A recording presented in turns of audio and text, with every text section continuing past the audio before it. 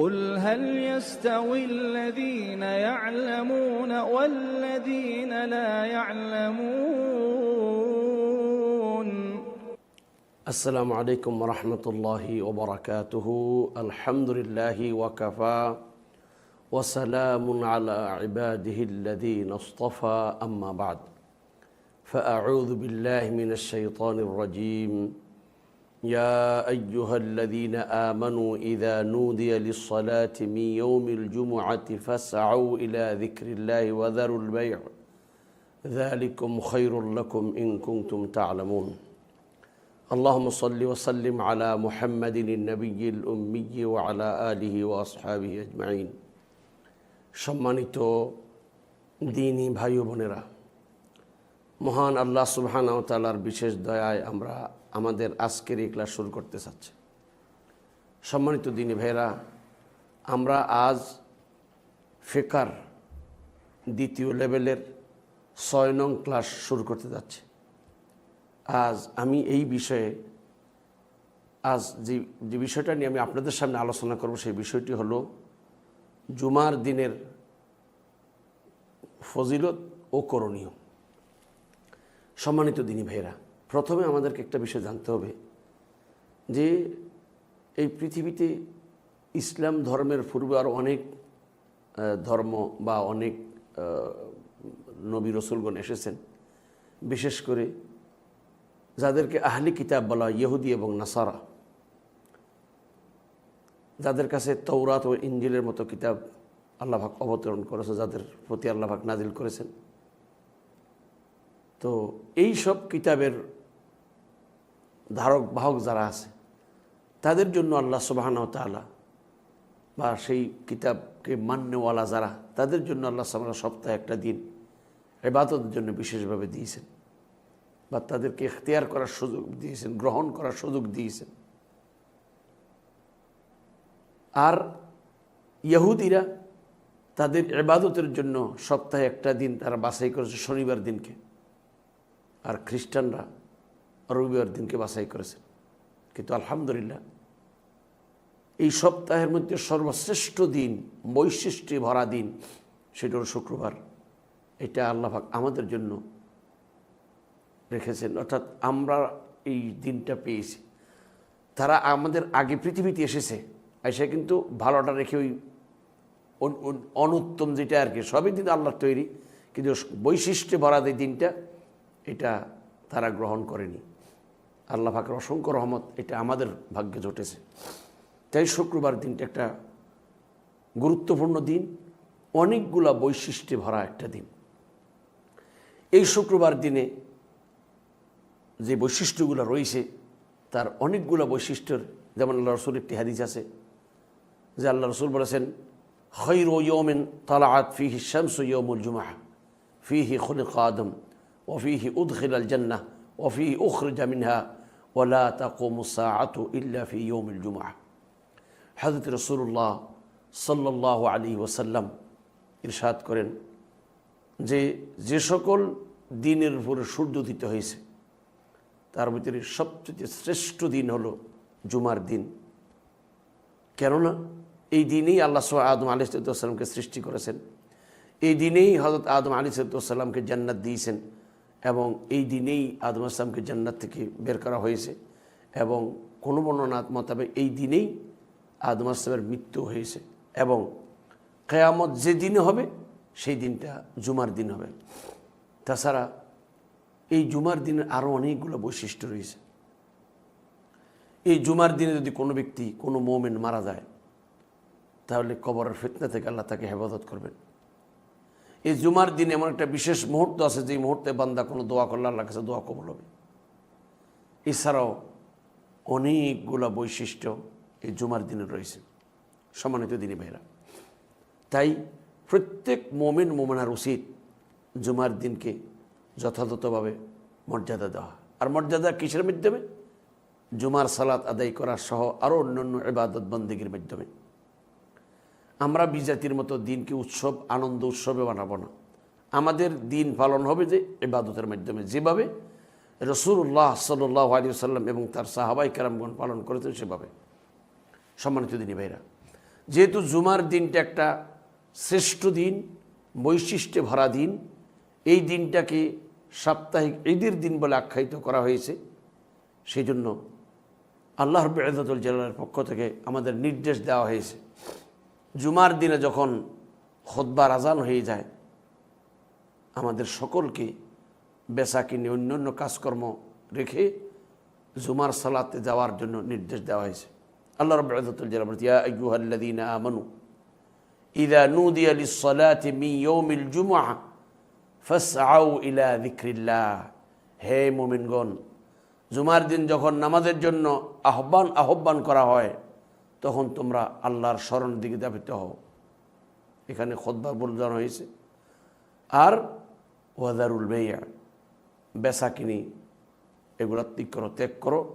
যালিকুম খায়রুল লাকুম ইন কুনতুম তা'লামুন, এটা তোমাদের জন্য উত্তম যদি তোমরা বুঝো। সম্মানিত দিনী ভাইরা, তাহলে বোঝা গেল জুমার দিনটা বৈশিষ্ট্য ভরা দিন। প্রত্যেক সাবালক প্রাপ্তবয়স্ক লোক যে মুকিম অর্থাৎ স্বদেশে অবস্থান করেছে সে অবশ্যই যেন জুমার দিন প্রস্তুতি গ্রহণ করে সকাল সকাল মসজিদে যান। সম্মানিত দিনী ভাইরা, জুমার সালাতের জন্য কিছু শর্ত রয়েছে। শর্তগুলো যেমন, জুমার সালাতটা জোহরের সময় হইতে হবে, তার আগে হলেও হবে না, আর জোহরের সময় পার করে করলেও হবে না, এটা জোহরের সময় হতে হবে। 2 নম্বর হচ্ছে যে এখানে লোকসংখ্যা মানে কমপক্ষে 3 জন ব্যক্তি হতে হবে। তবে এখানে অনেক স্কলারগণ 40 জনের কথা বলছেন, কেউ আরও বেশির কথা বলছেন। তবে নির্ভরযোগ্য কথা যেটা যে কমপক্ষে 3 জন ব্যক্তি হতে হবে, তাহলে 2 জন মিলে জুমার সালাত হবে না, কমপক্ষে 3 জন ব্যক্তি হতে হবে। এবং 3 নম্বর শর্ত হলো জুমার সালাতের জন্য যে এখানে 2টি খুতবা হবে। 2 খুতবার ভিতরে সময় উপযোগী অর্থাৎ সময়ের সাথে সম্পৃক্ত গুরুত্বপূর্ণ বিষয়ে খতিব খুতবা দিবেন, বক্তব্য দিবেন, নসিহা করবেন। তবে 2 খুতবার মধ্যখানে একটু সময় বসবে, তারপরে প্রথম খুতবার পরে একটু সময় বসবে, তারপরে দ্বিতীয় খুতবা দিবে। তাছাড়া অবশ্যই এই যে জুমার সালাতের যে কেরাত আমরা পাঠ করবে, সেই কেরাতটা সশব্দে পাঠ করবে, জামাতবদ্ধ হয়ে পাঠবে। মানে কেরাত পাঠ করার সময় সশব্দে উচ্চস্বরে কেরাত পাঠ করবে। যেমন আমরা ফজরে, আমরা মাগরিব এবং এশাতে পড়ি, এইভাবেই উচ্চস্বরে কেরাত পাঠ করবে। এগুলো হলো জুমার সালাত আদায়ের জন্য শর্ত। তবে আবার অনেকেই বলছে শহর হইতে হবে, গ্রামে হবে না, এইরকমও কিছু বিশেষ স্কলারগণ বা এখানে মানে হাকেম বা ওই শহরের যিনি আমির বা অথবা যেই সরকার প্রতিনিধি সেই থাকতে হবে, অথবা তার কোনো নায়েব কেউ থাকবে, এইরকমও অনেকে মানে এরকম শর্ত দিয়েছেন। তবে প্রসিদ্ধ যে শর্তগুলো রয়েছে, যেটা বর্তমানে পৃথিবীতে চালু রয়েছে, এই কয়েকটা শর্তের কথা আপনাদের বললাম। এবার আসুন, জুমার দিনে খুতবা যখন চালু হয় সে সময় কিছু ভুলভ্রান্তি আমাদের করে থাকি, আমাদের লোকদেরকে তো হয়ে যায়, আমরা করে থাকি। এই ভুলগুলো ত্যাগ করা দরকার। যেমন খুতবা চলাকালীন অবস্থায় মানে কথাবার্তা বলবে না। বিশেষ করে আরব দেশগুলোতে আমরা দেখি, বা আমাদের দেশেও আছে, পিছনে বাচ্চারা তো কথা বলে, এরা অবুঝ মানুষ, কিন্তু বড়রাও কথা বলে। খুতবা শোনা জরুরি, খুতবা শুনবেন। 2 নম্বর হচ্ছে যে খুতবা মানে কোনো কিছু অযথা কোনো কথাবার্তা বলা বা খুতবার চলাকালীন অবস্থায় কোনো অন্য কোনো কাজ করা, এটা ঠিক হবে না। বরং মানে খুব মনোযোগ দিয়ে খুতবা শুনবে, কারণ খুতবাটা হলো একটা দিক নির্দেশনা। তাই আপনাকে যদি দিক নির্দেশনা দেওয়া হয় আর আপনি যদি অন্য মনস্ক হয়ে থাকেন, তাহলে এর দ্বারা লাভবান হলেন না, এটা খেয়াল রাখতে হবে। তাছাড়া আরেকটা ভুল যেটা আমাদের অনেক সময় দেখা যায় যে খুতবা চলাকালীন অবস্থায় কিছু লোক বাইর থেকে আইসা কাঁধ ফাঁক করে বা মানুষকে ফাঁক করে দিয়ে কাঁধের উপর দিয়ে পা দিয়ে সামনে আগাই যায়, এটা আল্লাহ রাসূল নিষেধ করেছেন। আরেকটা এখানে একটা ভুল হয়ে যায় আমাদের। আসলে প্রথমে যারা আসে তারা প্রথম থেকেই সারিগুলা পূরণ না করে, কাতারগুলা পূর্ণ না করে ফাঁক রেখে পিছনে বসে যায়, বা অনেকে আগে আইসেও পিছনে বসে। যার কারণে যে লোকটা পরে আসে একটু ফাঁক দেখে দূরে সেখানে যাওয়ার চেষ্টা করে, এতে করে মুসল্লিদেরকে কষ্ট দেয়। সেই জন্য আমি বলবো যে প্রত্যেক ভাইরা যারা জুমার সালাত আদায় করার জন্য যান, আপনারা আগেই যখন আল্লাহ পাকের মেহরবানিতে যেতে পারতেছেন, তাহলে আগ থেকে প্রথম সারিগুলা ভালো করে পূর্ণ করেন, যাতে করে পিছন থেকে কেউ এসে কাঁধ ফাঁক করে বা কাঁধের উপর লাভ দিয়ে সামনে জায়গা নেওয়ার জন্য চেষ্টা না করতে পারে। এটা অবশ্যই খেয়াল রাখতে হবে। সম্মানিত দিনী ভাইয়েরা, এবার আমাদের আরেকটা বিষয় জানতে, জুমার দিন যেহেতু একটা সপ্তাহের সর্বশ্রেষ্ঠ দিন, এই দিনের জন্য কিছু করণীয় আছে। জুমার দিনের সুন্নত আমরা বলতে পারি, যেমন এই দিনে উত্তম রূপে গোসল করা, ভালো কাপড় পরিষ্কার পরিচ্ছন্ন কাপড় চোপড় পরা, মিসওয়াক করা, তারপরে সম্ভব হলে সুগন্ধি ব্যবহার করা, তেল ব্যবহার করা, যেটা বর্তমানে তেল বা লোশন, সুগন্ধি ব্যবহার করা, তেল ব্যবহার করা, এবং পায়ে হেঁটে সম্ভব হলে পায়ে হেঁটে যাওয়া, এবং মসজিদে যাওয়ার পরে ইমামের নিকটবর্তী স্থানে বসার চেষ্টা করা, এবং সেখানে মসজিদে যাওয়ার পরে খুতবা চালু হওয়ার আগ পর্যন্ত সময় সম্ভব হলে যতটুকু তার পক্ষে সম্ভব 2 রাকাত করে সালাত আদায় করবে। 2 রাকাত, 4 রাকাত, 6 রাকাত, যতক্ষণ পারে, তবে ধীরে সুস্থে পড়বে।